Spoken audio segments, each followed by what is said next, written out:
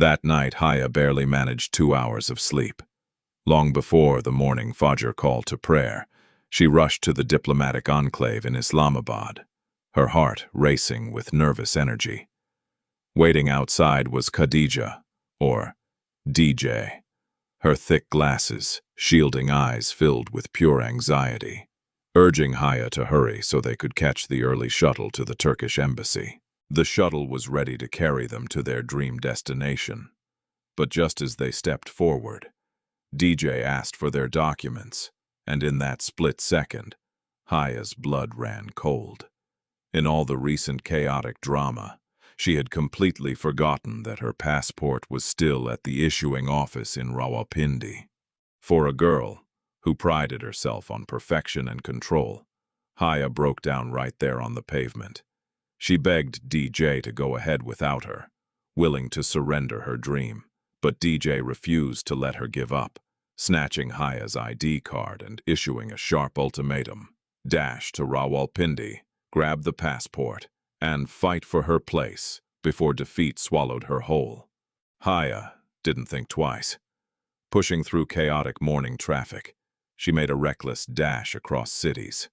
She waited anxiously outside the closed office until 9 a.m. sharp, grabbed her passport the second the doors opened, and sprinted back to her car.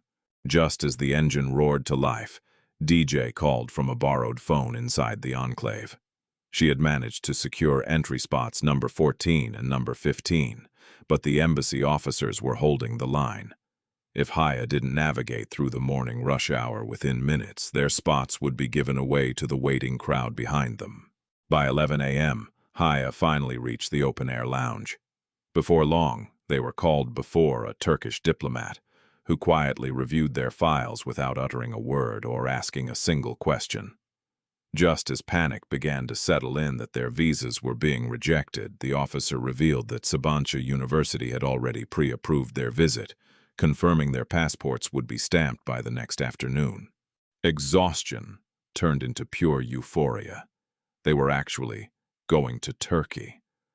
But the day's drama was far from over. Later that evening at her uncle's house, Haya stumbled upon a hypocrisy that stunned her. Her cousin Iram, the strictly veiled, highly praised daughter, had been hiding a secret boyfriend by saving his phone number under Haya's name. With their departure date approaching, Haya and DJ went shopping at a local boutique to pick up warm clothes and embroidered fabrics. The store was filled with shoppers browsing through racks under bright ceiling lights. As Haya waited to view a specific pink dress piece, her eyes drifted to the hand of a customer beside her.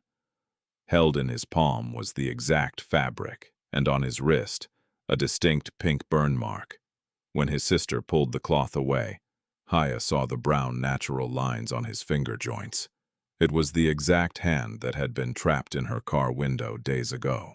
Overcome by shock and anger, Haya confronted the well-dressed young man right in front of his mother and sister, openly accusing him of dressing as the beggar, Pinky, alongside his companion, Dolly. The young man stood bewildered, firmly denying any knowledge of who she was.